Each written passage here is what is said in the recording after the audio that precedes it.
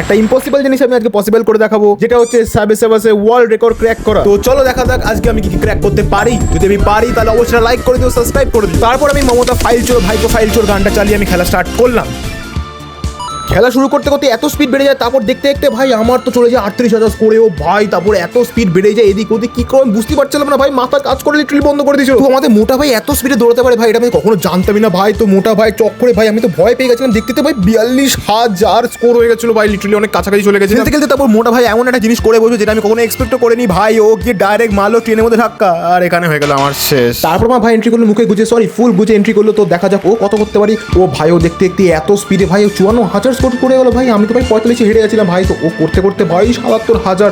আমি জানি না ও কি পারবে ওয়ার্ল্ড রেকর্ড ক্র্যাক করতে। তো চলো দেখা যাক। লিটারালি ও খাই মারতে মারতে গেম খেলছিল ভাই। গেম খেলতে খেলতে ভাই আমি বুঝতে পারিনি যে এত স্কোর করে দেবে ভাই।